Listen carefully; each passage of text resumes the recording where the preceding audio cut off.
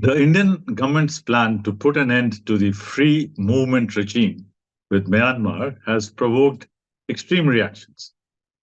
Now, this policy allows communities living on both sides of the border to venture 16 kilometers into each other's territory. The center will now establish a smart fence along India's 1,624-kilometer border with Myanmar, which runs through 5 states: Manipur, Mizoram, Assam, Nagaland, and Arunachal Pradesh. Now, the Meitei-dominated Manipur has welcomed the move, while the Kuki-Zo-Lushai state of Mizoram has expressed despair. Nagaland, too, has expressed serious reservations about upsetting the status quo ante. And there's righteous indignation on every side. And almost every commentary on this issue bears the stamp of ethnicity, so much so that, in addition to politicians, even bureaucrats, academics, media, and civil society are aligned with their respective groups. Therefore, let's go deeper into the imperfect past which defines our border with Myanmar. Incidentally, the first ever border demarcation of India took place in 1834, and it was called the Pemberton Line, after the first commissioner who took the survey. And later it was called the Pemberton-Johnston-Maxwell Line to add the names of the other commissioners who were there for the border measurement. This was the first border line vis-a-vis Burma. This is not as well known as the Durand Line of 1893, which marked the border of British India with Afghanistan, or the McMahon Line of 1914, which demarcated our eastern border with Tibet, and of course, the Ratcliffe Line, the most well-known line, which led to the partition of the country, a very violent partition. And at the same time, I also need to share with the readers or the listeners that from 1886 to 1937, Myanmar, which was then Burma, was actually a province of British India, bordering the state of Assam and the kingdom of Manipur. So the histories of India and Burma have been intertwined in many ways. Just for sharing with all of us who are listening to this, the last Mughal emperor of India, Bahadur Shah Zafar, he died in exile in Yangon, which was then called Rangoon, in 1862.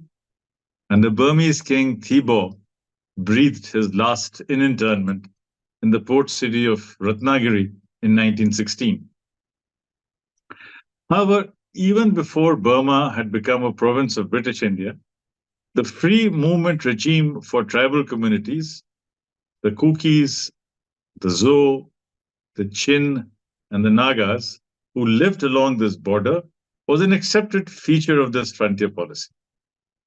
The census operations of British India of 1881 and the Manipur State Gazetteer of 1886 confirms the presence of Kukis in Manipur.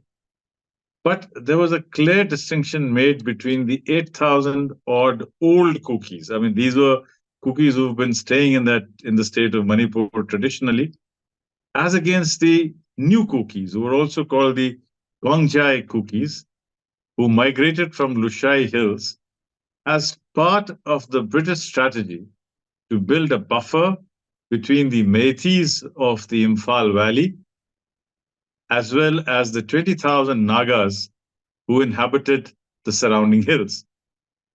Now, it must be mentioned that the sense of identity of Kukis, Zo, Chin, Nagas, and Meiteis, that was rooted in their tribe and in the area of their habitation, and not as per the lines which were imposed between nations or states or territories.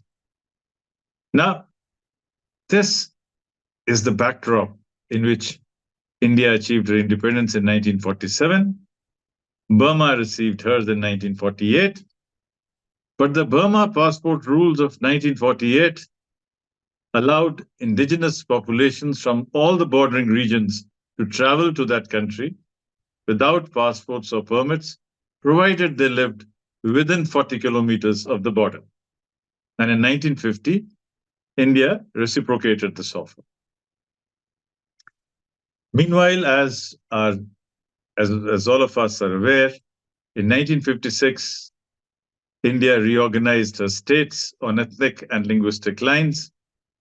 And this is what led to the establishment of Nagaland in 1963 and statehood for Manipur and the Union Territory status for Mizoram and Arunachal in 1972. Now, as long as lands were abundant and as long as the main livelihood was chum cultivation and subsistence farming, there were occasional flashpoints, there were occasional disputes. But with the growing contest for education, jobs, and natural resources, the rivalry amongst ethnic groups has become very acute. And by mid-60s, we also saw that there were several insurgencies in the Northeast. And that was also the time when the infamous Golden Triangle in the porous areas of Myanmar, Thailand, and Laos was beginning to grow. And therefore, India introduced a permit system for these border crossings. But in a new initiative of the Act East policy of Prime Minister Narendra Modi, in 2018, it was decided that we shall have a border crossing agreement between India and Myanmar, and I quote, to safeguard the traditional rights of largely tribal communities residing along the border, which are accustomed to free movement. Now, under this LBCA, or the Land Border Crossing Agreement, residents living within 16 kilometers of the border on either side can be issued border passes for up to 14 days. Now, it is this facility or this concession which the Manipur government seeks to withdraw because they claim that this is altering the fragile demographics of the state. This is also echoed by Meitei intellectuals like Bhagat Oinam of Delhi's JNU, who says, and I quote, the Kuki-Chin migration from Myanmar to Manipur has led to an explosion in poppy cultivation in Manipur's Kuki-dominated districts, backed by drug cartels and insurgent groups with a cross-border network, resulting in a huge loss of forest cover. But this is rebutted equally strongly by the spokesperson for the Indigenous Tribal Leaders Forum, and Ginza Huolzong says, quote, of course, some Kuki-Chin people have crossed over from Myanmar over the years due to the hostile situation, but there has never been any alarming rise of numbers. And we have told Home Minister Amit Shah that immigration is being used as an excuse to drive Manipur's indigenous Kuki population out of their own land. The Chief Minister of Mizoram, Lalduhoma, has also said categorically that the state government has a moral and social obligation to provide shelter and care to the 31,300 Chin people who fled the civil war in Myanmar from February 2021, and the 12,000 Kuki-Zo people whose life was endangered in the strife-torn Manipur from May 2023 onwards. Now, it's important to note that although the Nagaland government have not made their positions on border crossings explicit, the Deputy CM of Nagaland, Y. Patton, met Lalduhoma in January and expressed Naga reservations at the proposed border fencing and restrictions on the free movement regime. Now, having given a little backdrop to this issue, let us focus on solutions rather than fences. Now, the situation, as I have mentioned, is very complex. And I'm also aware that any decision which will be taken by the Home Ministry is bound to be criticized by whichever party feels ignored. However, as someone who has toured this region, first as an election observer, then as the mission director of the National Horticulture Mission, and also as the managing director of NEFED, here is my unsolicited advice. First, let's have a mission to replace the illegal poppy cultivation with very high value agriculture using micro irrigation, fertigation, and the best quality cultivars for crops like citrus, kiwi, grapes, bananas, and many more. Invest in infrastructure for fruit processing. Let's get the best kiwi vines. Let's get the best wines made from this region. Let's invest in cold chain logistics for retrieval of the produce. This region can actually become the hub for all high-value agriculture, which includes the dairying, the meat, and the fishery industry. In the hill tracts dominated by Kukis and Nagas, it will also create downstream jobs for Meitei entrepreneurs in the Imphal Valley. Second, instead of sealing the border, India could consider granting legal access for livelihoods, health, and education to communities across the border. These communities share ties with Zo in Mizoram and Nagas in Nagaland, but not in Manipur.